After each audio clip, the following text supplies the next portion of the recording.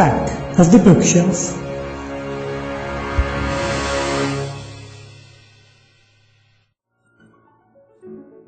The White Cat of Drumgunniol by Sheridan Le Fanu.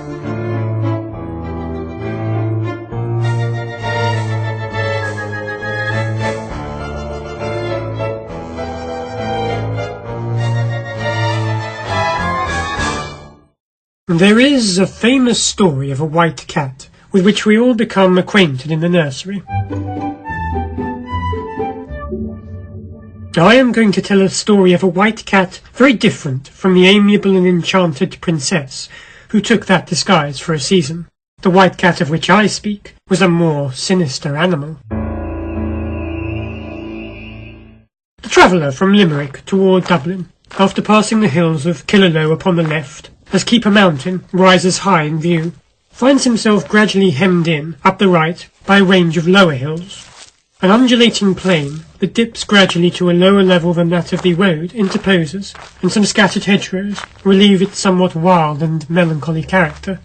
One of the few human habitations that send up their films of turf smoke from that lonely plain is a loosely thatched, earth-built dwelling of a strong farmer, as the more prosperous of the tenant farming classes are termed in Munster. It stands in a clump of trees, near the edge of a wandering stream, about halfway between the mountains and the Dublin road, and have been for generations tenanted by people named Donovan. In a distant place, desirous of studying some Irish records which had fallen into my hands, and inquiring for a teacher capable of instructing me in the Irish language, a Mr. Donovan, dreamy, harmless, and learned, was recommended to me for the purpose.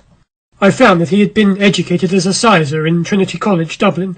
He now supported himself by teaching, and the special direction of my studies, I suppose, flattered his national partialities, for he unblossomed himself of much of his long-reserved thoughts and recollections about his country in his early days. It was he who told me this story, and I mean to repeat it as nearly as I can in his own words.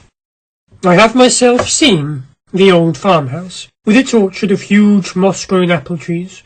I have looked round on the peculiar landscape, the roofless ivied tower that 200 years before had afforded a refuge from raid and rapparee, and which still occupies its old place in the angle of the haggard.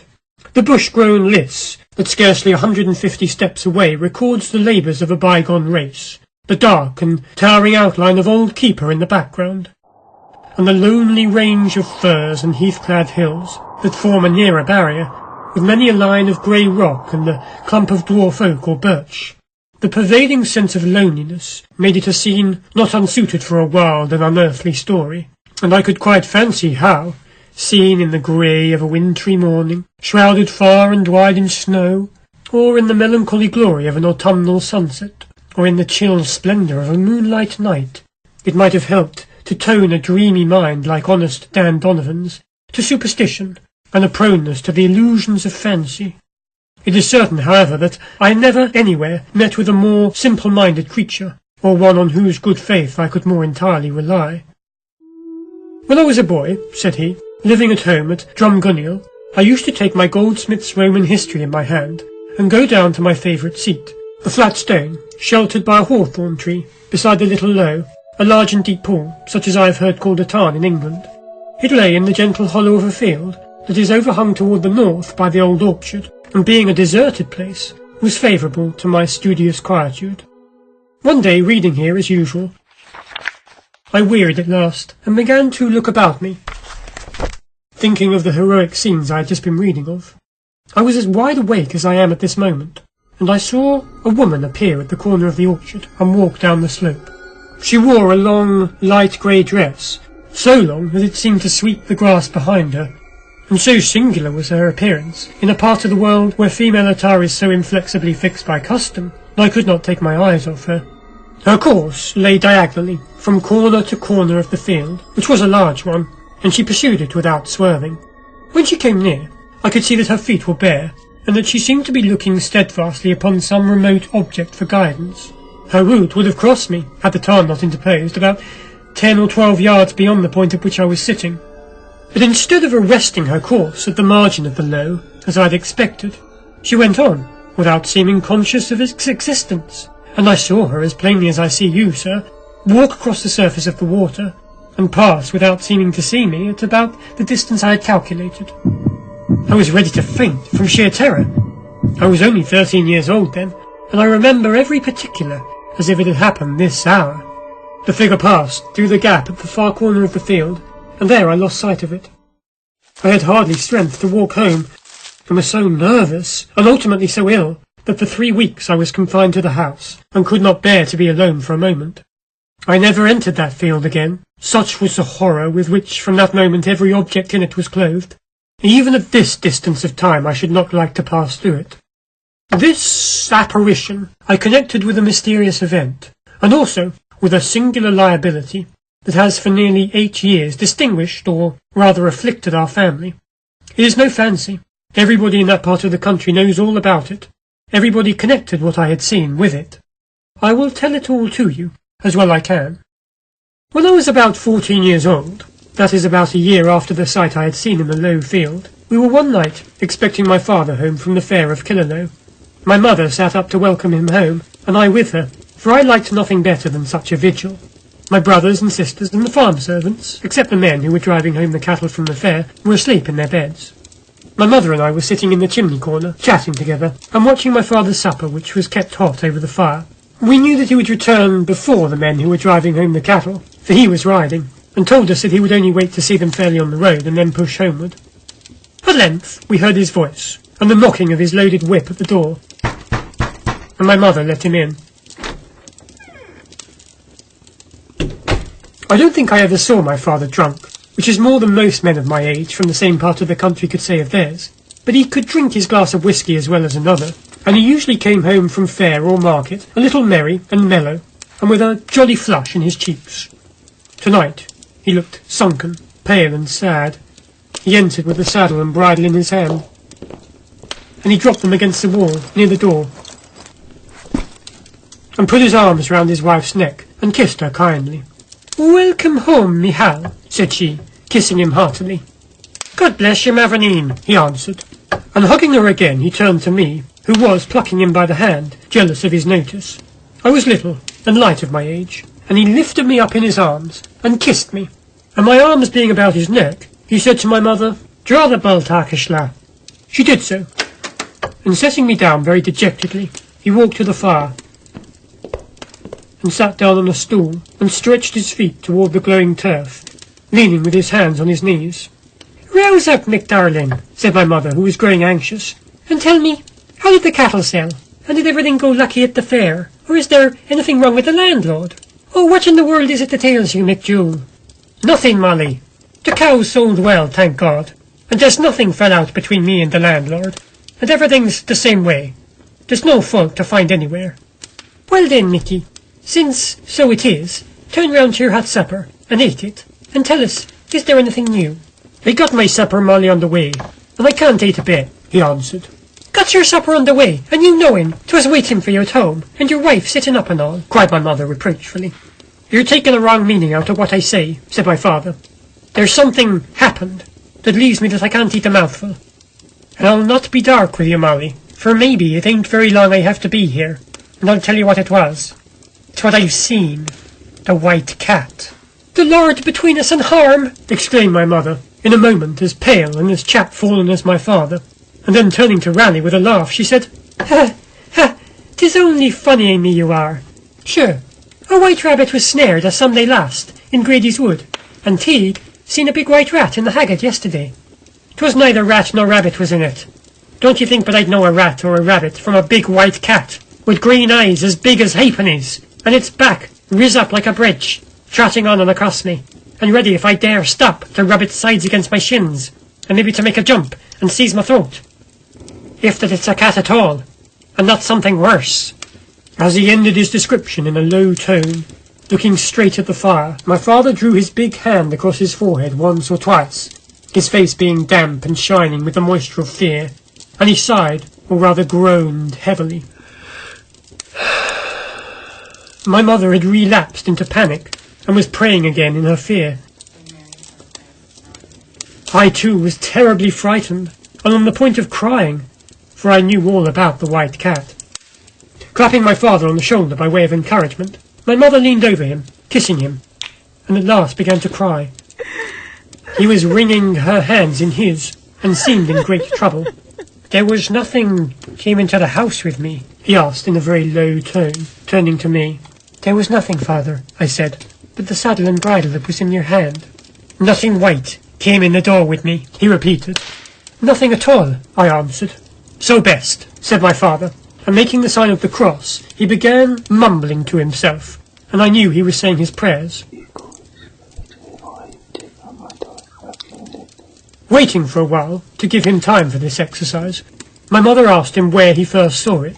"When I was riding up the Bohareen," the Irish term meaning a little road such as leads up to a farmhouse, "I bethought myself that the man was on the road with the cattle, and no one to look to the horse bar myself. So I thought I might as well leave him in the crooked field below, and I took him there, he being cold and not a hair turned, for I rode him easy all the way. 'Twas when I turned after letting him go, the saddle and bridle being in my hand, that I saw it, pushing out of the long grass at the side of the path, and it walked across it in front of me, and then back again, before me the same way, and sometimes at one side and then at the other, looking at me with them shining eyes, and I can see that I heard it growling as it kept beside me, as close as ever you'll see, till I came up to the door here, and knocked and called as you heard me." Now what was it in so simple an incident that agitated my father, my mother, myself, and finally every member of this rustic household, with a terrible foreboding? It was this, that we, one and all, believed that my father had received in thus encountering the White Cat a warning of his approaching death. The omen had never failed hitherto. It did not fail now. In a week after, my father took the fever that was going, and before a month he was dead.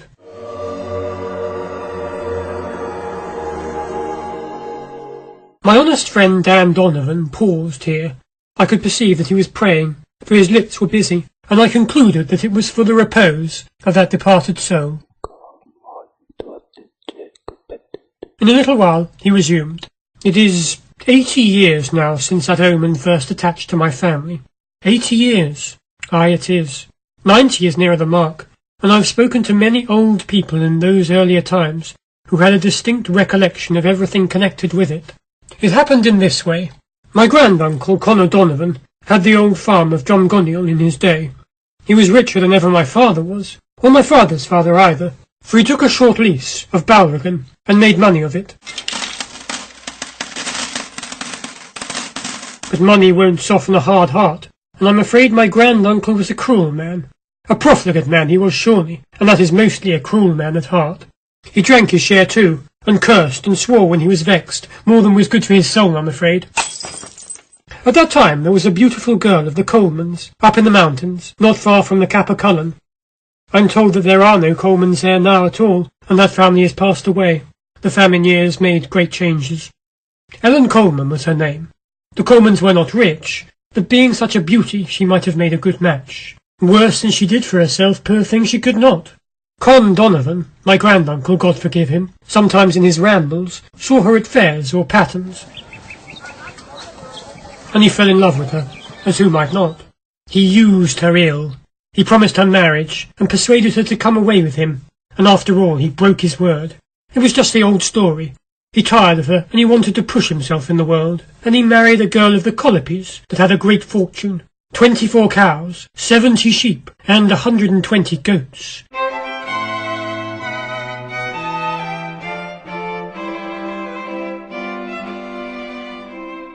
He married this Mary Collopi, and grew richer than before, and Ellen Coleman died, broken-hearted. But that did not trouble the strong farmer much. He would have liked to have children, but he had none, and this was the only cross he had to bear, for everything else went much as he wished. One night he was returning from the fair of Nenna.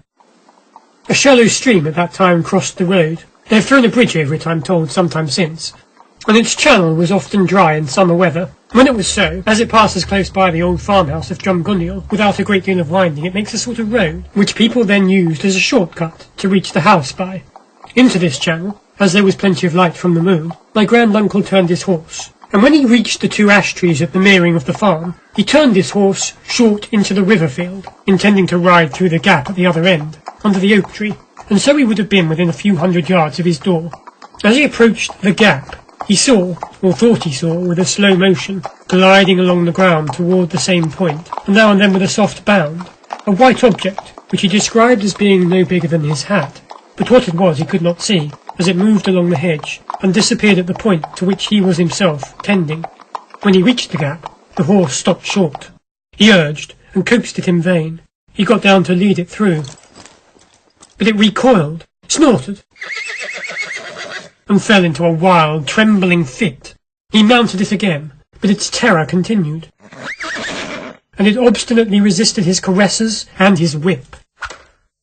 It was bright sunlight, and my granduncle was chafed by the horse's resistance, and seeing nothing to account for it, and being so near home, what little patience he possessed forsook him, and plying his whip and spur in earnest, he broke into oaths and curses. All on a sudden, the horse sprang through, and Con Donovan, as he passed under the broad branch of the oak, saw clearly a woman standing on the bank beside him, her arm extended, with the hand of which, as he flew by, she struck him a blow upon the shoulders. It threw him forward upon the neck of the horse, which, in wild terror, reached the door at a gallop, and stood there, quivering and steaming all over. Less alive than dead, my granduncle got in. He told his story, at least so much as he chose. His wife did not quite know what to think, but that something very bad had happened she could not doubt. He was very faint and ill, and begged that the priest should be sent for forthwith. When they were getting him to his bed, they saw distinctly the marks of 5 finger points on the flesh of his shoulder, where the spectral blow had fallen. These singular marks, which they said resembled in tint the hue of a body struck by lightning, remained imprinted on his flesh, and were buried with him. When he had recovered sufficiently to talk with the people about him, speaking, like a man at his last hour, from a burdened heart and troubled conscience, he repeated his story, but said he did not see, or at all events know, the face of the figure that stood in the gap. No one believed him. He told more about it to the priest and to others. He certainly had a secret to tell. He might as well have divulged it frankly, for the neighbours all knew well enough that it was the face of dead Ellen Coleman that he had seen. From that moment, my granduncle never raised his head. He was a scared, silent, broken-spirited man. It was early summer then, and at the fall of the leaf in the same year, he died. Of course, there was a wake, such as beseemed a strong farmer, so rich as he. For some reason, the arrangements of this ceremonial were a little different from the usual routine. The usual practice is to place the body in the great room, or kitchen, as it is called, of the house. In this particular case, there was, as I told you, for some reason, an unusual arrangement. The body was placed in a small room that opened upon the greater one. The door of this, during the wake, stood open. There were candles about the bed, and pipes and tobacco on the table, and stools for such guests as chose to enter, the door standing open for their reception. The body, having been left out, was left alone in this smaller room during the preparations for the wake. After nightfall, one of the women, approaching the bed to get a chair which she had left near it, rushed from the room with a scream. And having recovered her speech at the further end of the kitchen, and surrounded by a gaping audience, she said at last, "May I never sin if his face ain't riz up against the back of the bed, and he's staring down to the door with eyes as big as pewter plates that'd be shining in the moon." "Arrow, woman, is it cracked you are?" said one of the farm boys, as they are termed, being men of any age you please. "Arrow, Molly, don't be talking, woman. 'Tis what you can say to it, going into the dark room out of the light. Why didn't you take a candle in your fingers, you omadhaun?" said one of her female companions. "Candle or no candle, I've seen it," insisted Molly. "And what's more, I could almost take my oath I seen his arm, too, stretching out of the bed, along the floor, 3 times as long as it should be, to take hold of me by the foot." "Nonsense, you fool. What would he want of your foot?" exclaimed one scornfully. "Give me the candle, some of yees, in the name of God," said old Sally Doolan, who was straight and lean, and a woman that could pray like a priest almost. "Give her a candle," agreed all, but whatever they might say, there wasn't one among them that did not look pale and stern enough as they followed Mrs. Doolan, who was praying as fast as her lips could patter, and leading the van with a tallow candle held like a taper in her fingers.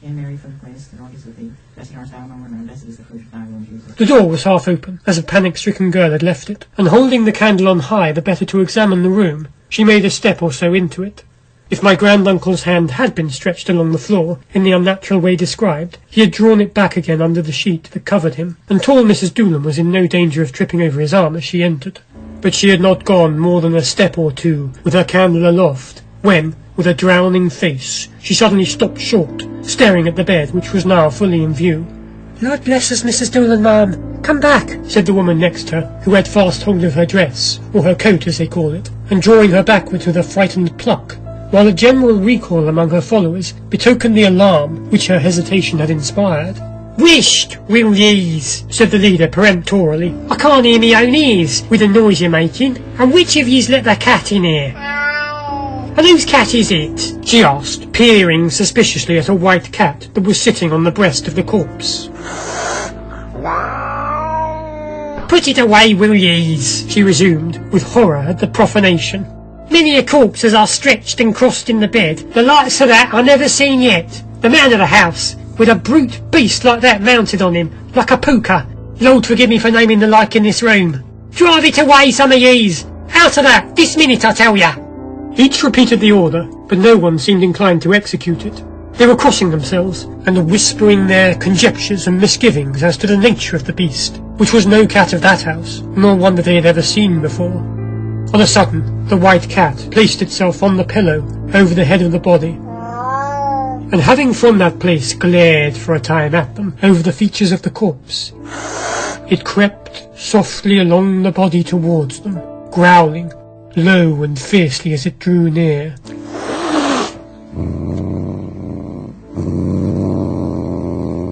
Out of the room they bounced, in dreadful confusion, shutting the door fast after them, and not for a good while did the hardiest venture to peep in again. The white cat was sitting in its old place, on the dead man's breast. But this time it crept quietly down the side of the bed, and disappeared under it, the sheet which was spread like a coverlet, and hung down nearly to the floor, concealing it from view. Praying, crossing themselves, and not forgetting a sprinkling of holy water, they peeped, and finally searched, poking spades, wattles, pitchforks, and such implements under the bed. But the cat was not to be found, and they concluded that it had made its escape among their feet as they stood near the threshold. So they secured the door carefully, with hasp and padlock. But when the door was opened next morning, they found the white cat sitting, as if it had never been disturbed, upon the breast of the dead man. Again occurred very nearly the same scene, with a like result, only that some said they saw the cat afterwards lurking under a big box in the corner of the outer room, where my granduncle kept his leases and papers, and his prayer book and beads. Mrs. Doolan heard it, growling at her heels wherever she went.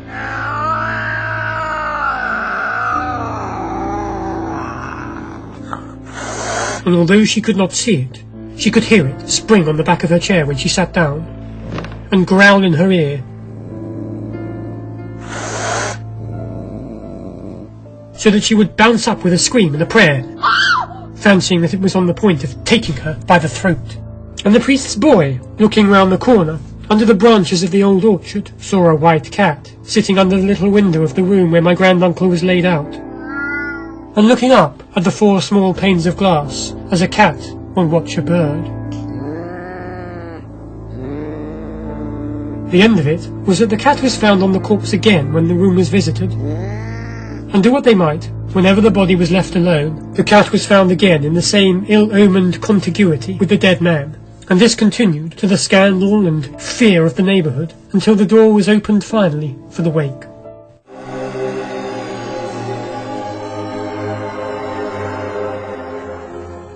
My granduncle, being dead and with all due solemnities buried, I have done with him, but not quite yet with the white cat. No banshee ever yet was more inalienably attached to a family than this ominous apparition is to mine. But there is this difference. The banshee seems to be animated with an affectionate sympathy with the bereaved family to whom it is hereditarily attached, whereas this thing has about it a suspicion of malice. It is the messenger simply of death, and it taking the shape of a cat, the coldest, and they say the most vindictive of brutes, is indicative of the spirit of its visit. When my grandfather's death was near, although he seemed quite well at the time, it appeared not exactly, but very nearly in the same way in which I told you it showed itself to my father. The day before my Uncle Teague was killed by the bursting of his gun, it appeared to him in the evening, at twilight, by the lough in the field, where I saw the woman who walked across the water as I told you. My uncle was washing the barrel of his gun in the lough. The grass is short there, and there is no cover near it.